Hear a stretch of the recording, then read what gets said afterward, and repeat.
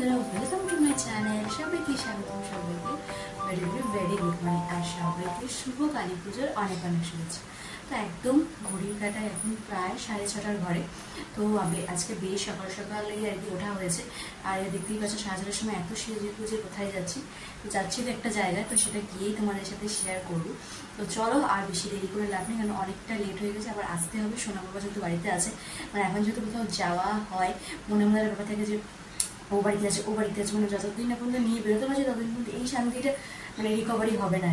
তো চলো আমি হই করে যাই আর কি, তারপরে তোমাদের দেখাচ্ছি কোথায় যাচ্ছি, কীভাবে কী বেরোতে। আর আজকে ওরা এখান থেকে শুরু করছি। So let's go. বেশ বহু মাস পর আবার ট্রেনে বাসে ট্রাভেল করলাম। আর আজ যাচ্ছি কালী পুজো। কালী পুজো মানেই নৈহাটি, আর নৈহাটি মানেই প্রাণের মা বড় মার কাছে। তো বড় মা দর্শন তো করতেই হবে, চললাম বড় মা দর্শন করতে। আর ট্রেনে উঠে হকার দাদাদের জিনিসপত্র দেখতে দেখতে কখন যেন পৌঁছে গেলাম নৈহাটি স্টেশন। তখন ঘড়ির কাঁটায় প্রায় 7:30 কাছাকাছি। চলো এবারে মায়ের কাছে যাওয়া যাক। তো পুজো তো দিতেই হবে, আর সারা বছর এই একটা দিনের জন্যই আমরা অপেক্ষা করি মাকে কখন দর্শন করব। মন্দিরে তো মা থাকেনি, কিন্তু এই মাকেও দর্শন করার একটা আলাদাই ব্যাপার। তো এই যে আমাদের বড় মা, তোমরাও একবার দর্শন করে নাও। তো এখানে আমি পুজো টুজো দিয়ে এবারে বাড়ি আসার পালা। আর দেখতে পাচ্ছ বিভৎস মানুষ, ভিড়, কোটি কোটি মানুষ হয়তো ডন্ডি কাটছে, পুজো দিচ্ছে। তো মাকে দর্শন করে আরও যে মারা থাকেন তাদেরও দর্শন করলাম। আর সকাল সকাল দর্শন করে যে আনন্দ পাওয়া যায়, যে ভালো লাগা পাওয়া যায়, তা মুখে বলে বোঝানো সম্ভব নয়। যারা গেছো, যারা যাও, তারাই একমাত্র বলতে পারবে। আর ঠিক স্টেশনে ঢোকার মুহূর্তেই দেখি আমার জন্য ট্রেন দাঁড়িয়ে আছে। এটাও একটা আশ্চর্য বিষয়। তো ট্রেনে করে এবারে বাড়ি আসার পালা। আর বাড়ি আসতে আসতে ভাবছিলাম এই সময় তো সেই এসি ট্রেনটার দর্শন পাওয়া যেতেই পারে। তো মা কিন্তু এই ইচ্ছাটাও আমার বাদ দেয়নি, তার দেখাও করিয়েই দিয়েছে। ঠিক বেলঘরিয়া ক্রস করতেই দেখলাম সেই রানাঘাট এসি ট্রেন। তো তোমাদেরও একটু দর্শন করিয়ে দিলাম। তো চলো এবার গুটি গুটি এবার বাড়ি আসার পালা, কেন সোনা বাবাকে বেশ অনেকক্ষণ হলো দেখা সাক্ষাৎ নেই। আর আসার সময় আবার টুকটাক একটু বাজারও করতে হয়েছিল, কেন যেহেতু বড়মশাইয়ের আবদার আজকে নিরামিষ খাবে, সাথে খিচুড়ি, আর খিচুড়ির সাথে তো লাবড়াটা জমেই যায়। ও এই জাস্ট আর কি বাড়িতে ঢুকলাম, আর ঘড়ির কাঁটা এখন প্রায় 10টা বাজে আর কি। তো মানে হয় না, মানে যদি তুমি ভালো মনে যাও আর ভালো মনে যদি তুমি কিছু চাও, সেটা হবেই এরকম একটা ব্যাপার থাকে। তো ভাবছিলাম যে আমি তো প্রতিবার যাই, তো এইবারে গিয়ে দেখলাম বড় মার অনেক ছবি বিক্রি হচ্ছে, কিন্তু আমি যখন তাকে মানে বলতে নেই, যখন মানে প্রতিষ্ঠিত করেছিলাম তখন এত ছবির ওই ব্যাপার ছিল না আর কি।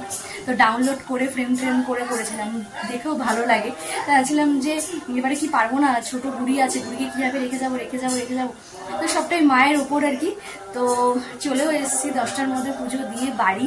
তো এর চেয়ে শান্তি মানে ওই যে না, মানে মাকে পুজো দেওয়া, মাকে দর্শন করার যে শান্তিটা, মানে সেটা যারা যাও, যারা মাকে বিশ্বাস করো, যারা মাকে ভক্তি করো, মানে একমাত্র তারাই আমার ভাষা বুঝতে পারবে।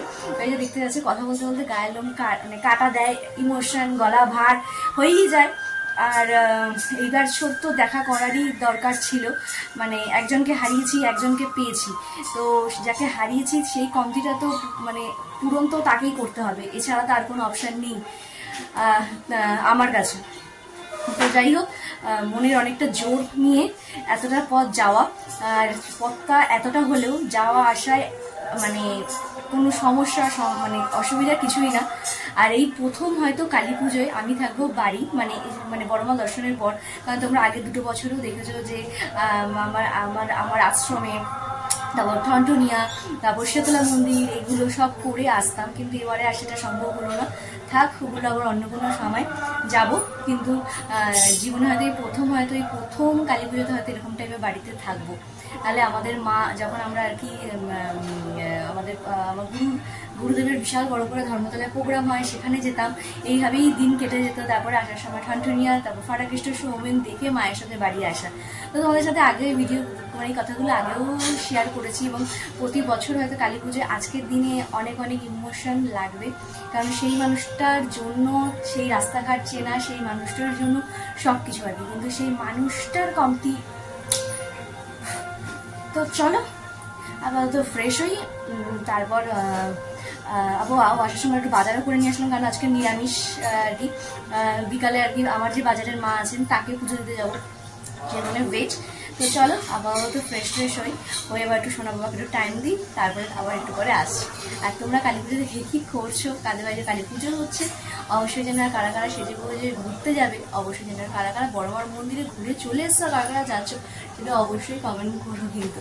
তো চলো, বড় মা দর্শন মানে মন প্রাণ সবই শান্তি, সেখানে মানে মুখে কোনো ভাষা অনেক অনেক অনেক অনেক কম, অনেক কম।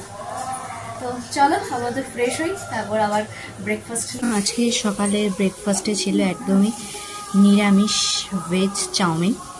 তো চলো এটারই আপাতত এখন মানে অর্ধেক খাওয়া হয়ে গেছে।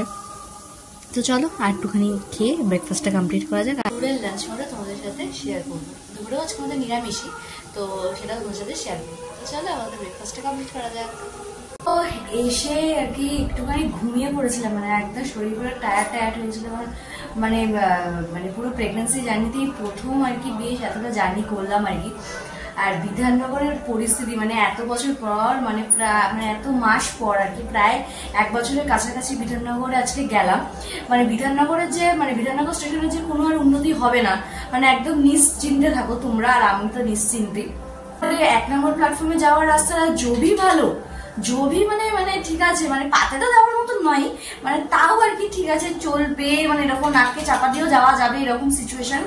কিন্তু আসাটা মানে যখন বিধাননগর থেকে বেরিয়ে রাস্তায় উঠছো, সেই যে সাবওয়েটা, তার যে পরিস্থিতি এত পরিমাণে জঘন্য, এত পরিমাণে নোংরা, মানে পেটের ভাত মনে হয় নাক মুখ দিয়ে বেরিয়ে আসবে এইরকম সিচুয়েশন। মানে যেটা আজকের থেকে নয়, মানে মানে প্রত্যেকটা স্টেশন পরিষ্কার, কিন্তু সরকারের চোখে কেন যে বিধাননগর স্টেশনটা চোখে পড়ে না, মানে সরকার কি চোখে ঠুলি পড়ে থাকে না কি পড়ে থাকে? মানে জনতার উচিত সরকারকে ঘাড়ে গদানে দিয়ে দেখানো যে সিচুয়েশনটা দেখ, মানে এত পরিমাণে নোংরা স্টেশন বিধাননগর হয়ে গেছে।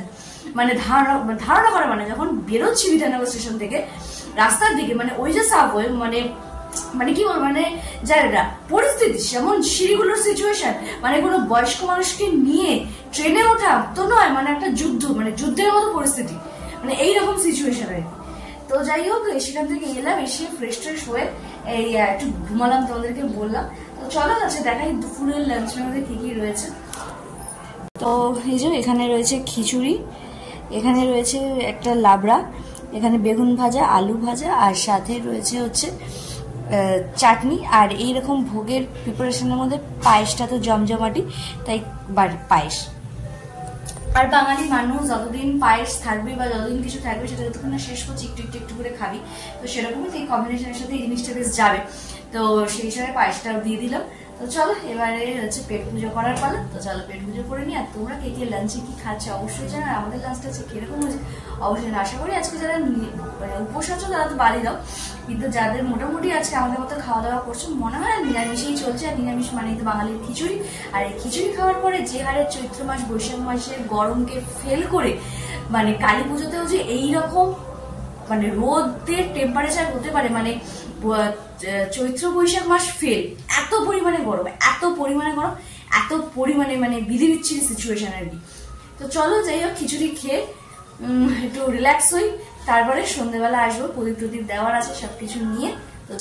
তো আমি এখানে দেখতেই পাচ্ছো রেডি হয়ে গেছি। তো সন্ধ্যেবেলা যেহেতু যাবো পুজো টুজো দিতে, আরো এখানে বাড়িতে নিমন্ত্রণ আছে সেখানেও যাবো, তো এখানে রেডি। আর এই যে এখানে এখন প্রদীপ দেবো, সেগুলো এখন রেডি হয়ে গেছে। তো চলো একটু প্রদীপ নিয়ে একটু কটা ছবি তুলে নিয়ে তারপর যখন দিচ্ছি দেওয়ার পর তোমাদের সাথে শেয়ার করছি। তো চলো, আর তোমাদেরকে এখন প্রদীপ দেওয়া হয়েছে, কারণ এখন ঘড়ি কাটা প্রায় 7:30, আশা করি সবার বাড়িতে মোটামুটি দেওয়া শুরু হয়ে গেছে। তো চলো, আমি তো লেট, তো চলো যাওয়া যাক, আপাতত ছোট মানে প্রদীপগুলো দিয়ে। সবাইকে জানাই শুভ দীপাবলি, শুভ কালী পুজো, হ্যাপি দিওয়ালি, সব কিছু মিলিয়ে মিশিয়ে। তো চলো এবারে আমি আমার বাড়িতে সুন্দর করে সাজিয়ে ফেলি প্রদীপ দিয়ে। আর কালী পুজো মানেই তো আলোর উৎসব। তো এই যে আমার বারান্দায় সুন্দর করে সাজিয়ে নিয়েছি। এবার চলো রেডি হয়ে যাব আমার বাজারে আমার মাকে পুজো দিতে। তো এই যে চলেই এসেছি বাজারের মাকে পুজো দিতে।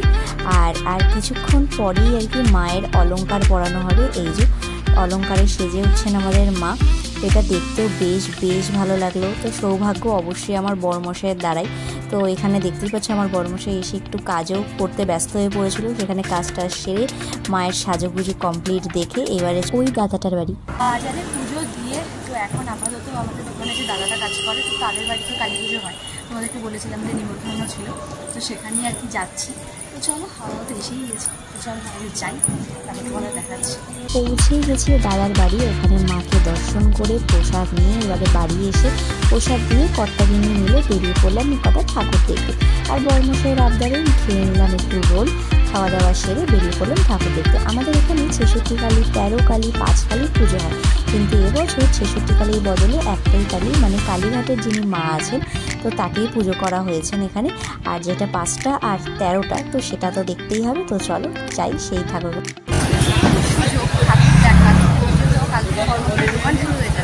ভাবলাম যে চলো ঠাকুর কটা দেখেই যাচ্ছি। আমার দাদার বাড়ি পাড়ার যেহেতু আজকে আমাবস্যা অনেকটা সকাল সকালই লেগে গেছে, তাই প্রত্যেকটা মন্দিরে প্রত্যেকটা জায়গাতে অলরেডি পুজো শুরু হয়ে গেছে। তো চলো যাই আমাদের এখানে ঠাকুর দেখে আসি। চলে আসলাম যে প্যান্ডেলে 5টা মা কালীর পুজো হয়। তো এখানে বিশাল বড় করে ফাংশন, 5 দিন ধরে বড় বড় আর্টিস্ট সবাই আসে। তো আগে একটা টাইমে আসা হতো, এখন আর আসা হয় না। তো চলো প্যান্ডেলের ভেতরে ঢোকা যাক। আর প্যান্ডেলের থিমটা যারা ঠিক আমাদের যে ছোটোবেলা আসতে প্রায় 5-6 বছর 7 বছর আগে সেই রবিবারগুলো যে কাটাতাম, সেই থিমে প্যান্ডেলটা করেছে। নন্টে ফন্টে, তারপরে হচ্ছে তোমার রাজা গজা, তারপরে আরও রকমের যে কার্টুনগুলো রবিবারের সকালে আমরা দেখতাম, তো সেগুলো দিয়ে ফুটে ধরে গেছে বিক্রম বেতাল। তো এই প্যান্ডেলটা এসে এগুলো দেখে কিছুক্ষণের জন্য যেন থমকে গেছিলাম সেই ছোটোবেলার দিনগুলোকে ফিরে যাওয়া। এই যে নন্টে ফন্টের কার্টুন, তারপরে বিক্রম বেতাল সব মিলিয়ে মিশিয়ে বেশ সুন্দর করেছিল প্যান্ডেলটা, ছোট্টর মধ্যে হলেও বেশ সুন্দর। আর আমি তো হট করেই ক্যামেরা করতে করতে ঘুরে দেখি হঠাৎ শিবকালী কোথার থেকে চলে এলো। এই যে আমার তো জাস্ট দেখে ভয় লেগে গেছে, তা ভাবলাম ও আচ্ছা। তো চলো আর বেশি কথা না বলে এবারে মাকে দর্শন করাই 5 কালীর। তো বেশ সুন্দর করে প্যান্ডেলটা প্রত্যেকটা বছরই। তো এই হচ্ছে এই প্যান্ডেলের আর কি মা 5 কালী, আর সাথে হচ্ছে এই প্যান্ডেলের থিম এই যে অসম্ভব অসম্ভব অসম্ভব সুন্দর করে প্যান্ডেলটা। তো এই প্যান্ডেলের বাইরেই হচ্ছে খাওয়ার কিছু স্টল বসেছিল, তো সেখানে তো আমার বরমশাই যাবেই। তো সেখান থেকে চুটুর পুটুর কিছু খাওয়া দাওয়া সেরে আরেকটা ক্লাবে চলে গেলাম যেখানে 13টা কালীর পুজো হয়। সেখানে অলরেডি পুজো শুরু হয়ে গেছে। আর এখানে এই 13টা কালীর মধ্যে ছিন্নমস্তা মায়েরও কিন্তু পুজো করা হয়, তো তোমরাও একটু দর্শন করে নিও। আর ইনি হচ্ছেন আমাদের পাড়ার মা, আমার তাকেও একটু দর্শন করে নিলাম। কিছুক্ষণ হলো বাড়ি আসলাম, এখন ফ্রেশ হয়নি, দেখতেই পাচ্ছ মানে রাস্তায় মানে মোটামুটি লক্ষ লক্ষ মানুষ করে ঠাকুর দেখতে বেরিয়েছে। আর যেহেতু ওই যে তোমাদের বললাম আমাবস্যা যেহেতু আজকে অনেকক্ষণ আগেই পড়ে গেছে, অর্ধেক অর্ধেক জায়গাতে পুজো হয়েও গেছে, অর্ধেক জায়গাতে পুজো হচ্ছে আর কি। আর সেইভাবেই মানুষ একদম হই হই করে বেরিয়েছে রাস্তায়, বিশাল ব্যাপার স্যাপার। আর যে আমার যে বন্ধুর বাড়িতে গেছিলাম, বন্ধু নয় মানে আমাদের দোকানে যে দাদা কাজ করে, তো সেই দাদাটার বাড়িতে পুজো ছিল। এই যে প্রসাদ পাঠিয়ে দিয়েছে, এই যে এই প্রসাদ সকালের এক পাটি মানে এক হাঁড়ি খিচুড়ি, এগুলো দিয়ে আমি কি করবো মানে আমি জাস্ট বুঝতেই পারছি না এখনো পর্যন্ত। তো যাই হোক, তো চলো আজকে কালী পুজোর দিনটাকে এখানেই কাটালাম, সকাল সকাল বড় মায়ের দর্শন দিয়ে। তো তোমাদের আশা করি খুব খুব খুব ভালো কাটিয়েছে। আর চতুর্দিকে বাজি আর চকলেট বোমের আওয়াজে মানে কান পালা ঝালাপালা হয়ে যাচ্ছে। তো যাই হোক, বছরই একটাই দিন, আলোর উৎসব, তো একটু তো মেনে নিতেই হবে। তো চলো তাহলে আজকে আমরা এখানে শেষ করছি। যদি আমি একদম